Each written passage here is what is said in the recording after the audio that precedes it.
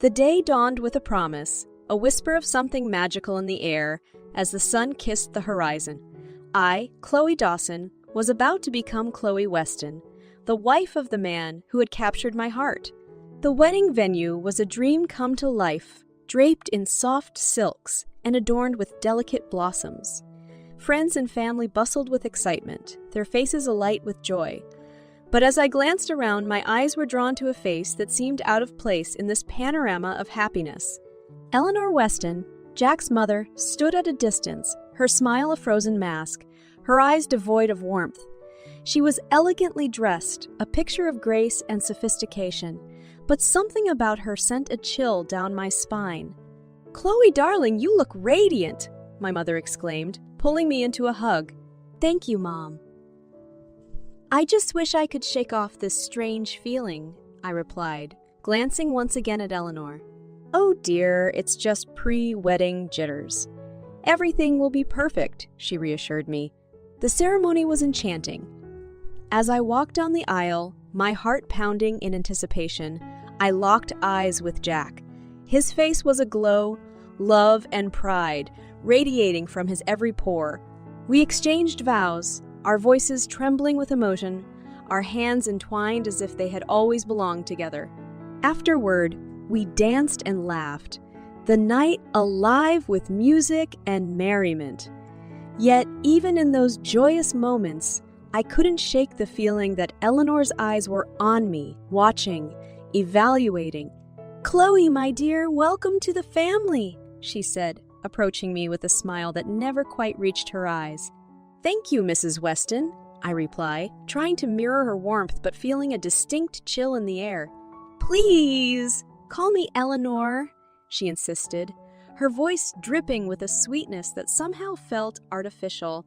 As the night wore on, I pushed aside my concerns, losing myself in the celebration. Jack and I were beginning a new chapter, a life filled with promise and love. The shadows cast by Eleanor's presence were but a fleeting cloud in an otherwise clear sky. But as we drove away, heading to our honeymoon destination, I couldn't help but glance back at the Weston family home, an imposing structure that loomed in the distance. It was to be our new dwelling, a place that should have symbolized warmth and family. Yet, as I looked at it, a nagging doubt tugged at my heart. Something about Eleanor's smile, her eyes, the way she had looked at me, it all hinted at a hidden storm, a brewing tempest that I couldn't quite comprehend. I shook off the thought, nestling into Jack's arms. Whatever lay ahead, we would face it together. Our love was strong, unbreakable. Little did I know how that strength would be tested, how the dream wedding would soon give way to a nightmare that would challenge everything I held dear. But for now, I allowed myself to bask in the afterglow of our perfect day, blissfully unaware of the dark undercurrents that lurked beneath the surface of our newly joined family. The Weston family home was a grand edifice of the old world, standing tall and regal among sprawling gardens where flowers bloomed with a forlorn beauty. As Jack and I stepped over the threshold, returning from our honeymoon, a sense of trepidation settled within me. Eleanor's welcome was a theatrical display of affection. Her words were dipped in honey, her embrace suffused with a motherly warmth that seemed forced. She guided me around the house, showing off antiques and family heirlooms, but I couldn't shake the feeling that her eyes were appraising me, evaluating my worth. Life with the Westons was a stark contrast to the fairy tale I'd envisioned. Eleanor's demeanor soon changed, her sweetness giving way to a cold, demanding disposition. She assigned me endless chores, treating me more like a servant than a daughter. In-law, "Chloe, dear, be sure to polish the silver. We can't have guests thinking we're neglectful," she would command, her voice dripping with condescension. "Yes, Eleanor," I'd respond, biting back my frustration, bending over backward to meet her never-ending demands. The house itself seemed to conspire against me. Its creaking floors and shadowed hallways whispered secrets I couldn't quite grasp. Jack, engrossed in his work, was oblivious to the growing tension, his love for his mother blinding him to her true nature. "Maybe she just needs time to adjust, Chloe," he'd say when I confided in him. "Give her a chance." Eleanor's abuse grew day by day, her words laced with venom. Meals became a battleground, her critiques of my cooking a thinly veiled attack on my worth. "This roast is overdone, Chloe," she'd sneer, pushing the food around her plate. "Did no one teach you to cook?" But what concerned me most were the dishes she prepared, the ones she insisted I eat. I couldn't put my finger on it, but I felt unwell after those meals, a lingering malaise that clouded my mind and sapped my strength. "You look pale, dear," Eleanor would observe, a hint of satisfaction in her eyes. "Perhaps you're not cut out for housework." I endured her scorn with a quiet dignity, my love for Jack fueling my resolve. But deep down, a seed of doubt was growing, a nagging suspicion that Eleanor's hostility was more than mere dislike. Her actions were calculated, her words chosen to wound. As the weeks wore on, the house became a prison, Eleanor its stern jailer. Jack's assurances felt hollow, his blindness to his mother's cruelty a growing rift between us. I found myself trapped in a twisted game, a pawn in Eleanor's relentless pursuit of control. I knew I had to find strength to stand up to the relentless barrage of her scorn. But how does one fight an enemy hidden behind a facade of family, an adversary who strikes from the shadows? The answers were elusive, and as the days turned into weeks, I felt myself sinking, drowning in a sea of resentment and fear. Little did I know that the storm was yet to come, that Eleanor's contempt would soon give way to a plot so sinister, so dark, that it would shake the very foundations of our family. For now, I continued to dance to her tune, a reluctant performer in a play where the script was written in deceit and malice. But the time was coming when I would take the stage, a protagonist in a drama that would test my very soul. Autumn settled over the Weston estate, a chill wind rustling the trees, stripping them of their vibrant colors. The house seemed to grow colder, the shadows lengthening, Eleanor's true nature surfacing like a serpent from the depths. Her abuse escalated, a relentless barrage of demands and insults. The housework grew, an endless tide of chores and tasks that left me drained and hollow. Yet, it was the meals that haunted me, Eleanor's culinary creations, served with a smile that never quite reached her eyes. "I hope you enjoy this, Chloe," she'd say, her voice tinged with a sweetness that rang hollow. "I made it just for you." I couldn't escape the feeling that something was amiss, a nagging doubt that gnawed at me as I swallowed each bite. The sickness grew, a subtle malaise that lingered long after the plates were cleared. Jack remained oblivious, his love for his mother clouding his judgment, his assurances growing thin and insincere. "She's just set in her ways, Chloe," he'd plead. "Give her time." Time was a luxury I no longer had. The walls were closing in, Eleanor's watchful eyes tracking my every move, her presence a suffocating fog that settled over the house.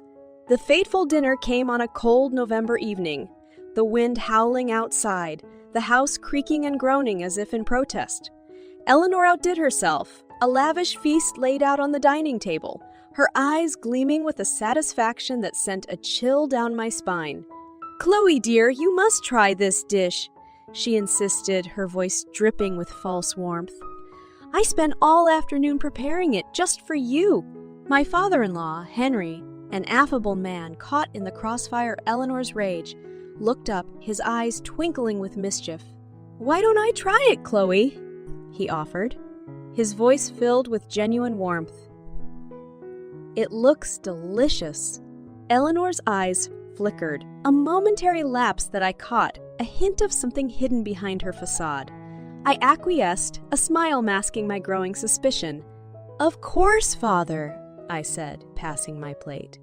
"Enjoy." The room fell into a companionable silence, the clinking of utensils the only sound as we ate. Eleanor's eyes were on me, watching, waiting. But the expected sickness never came, a realization that dawned slowly, a puzzle piece falling into place. The night wore on, the conversation light and trivial. Eleanor's mood growing dark, her eyes narrow slits as she watched me. And then, without warning, the storm broke. Henry's fork clattered to the plate, his face pale, his body collapsing in his chair. Chaos erupted, Jack's cries filling the air. Eleanor's face a mask of shock. "What's happening?" Jack screamed, his voice filled with panic. Eleanor's eyes were on me, a dawning realization in their depths. Her perfect plan had gone awry, her poison, meant for me, finding a different mark. The night descended into madness, a whirlwind of fear and confusion. The ambulance was called. Henry's life hanging in the balance, Eleanor's mask slipping, revealing the monster beneath.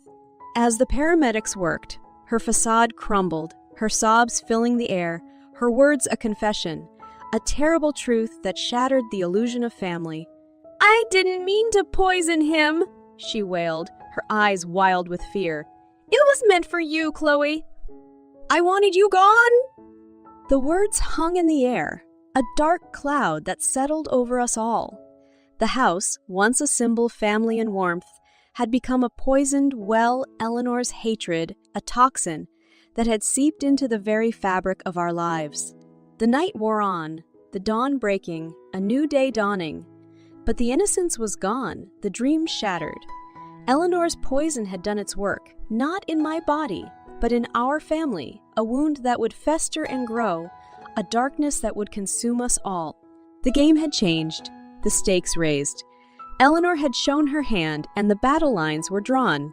The fight for my life had truly begun, a struggle that would test my very soul, a conflict that would reveal the true nature of the woman I'd once called mother. Winter's grip tightened over the Weston estate, the house a fortress against the biting cold, its walls echoing with the silence of broken trust. Eleanor's revelation hung in the air, a dark cloud that cast a shadow over us all. Henry's recovery was slow and painful, his body a testament to the damage done by Eleanor's poison. The man who had once been a pillar of strength was reduced to a frail shell, his eyes haunted by the betrayal of his wife.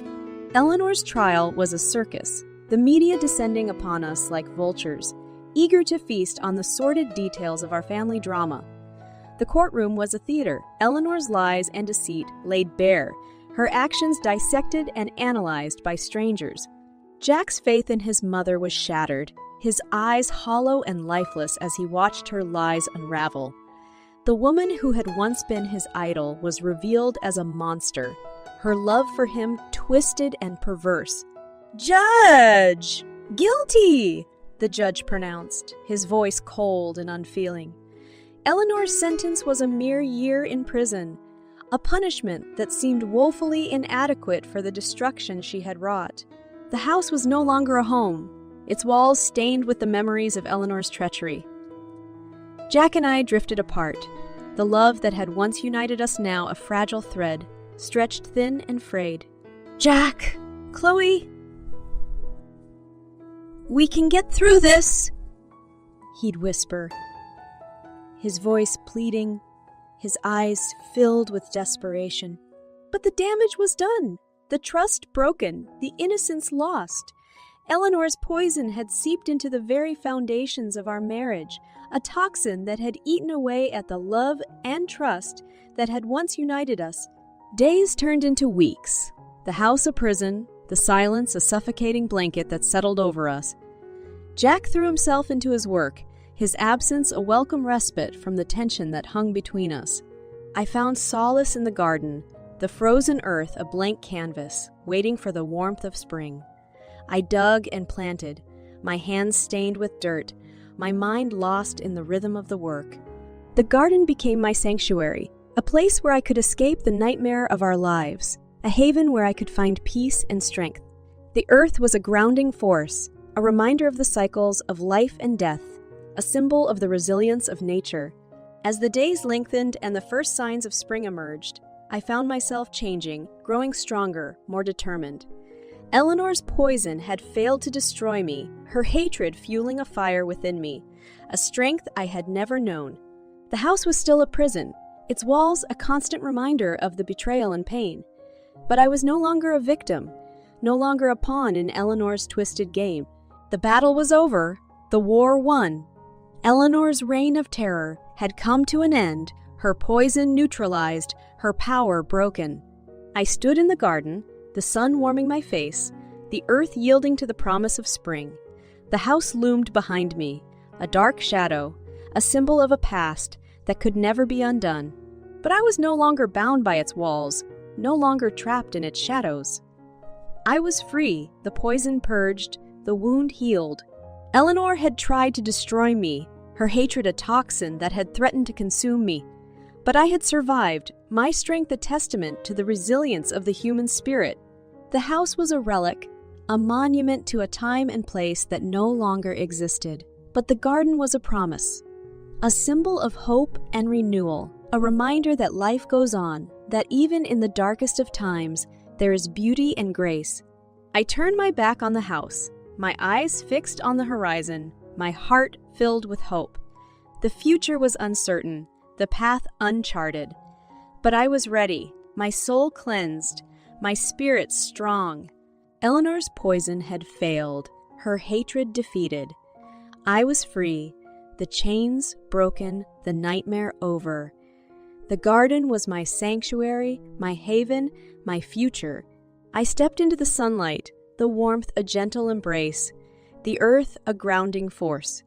The past was behind me, the future a blank canvas, waiting to be painted with the colors of my choosing.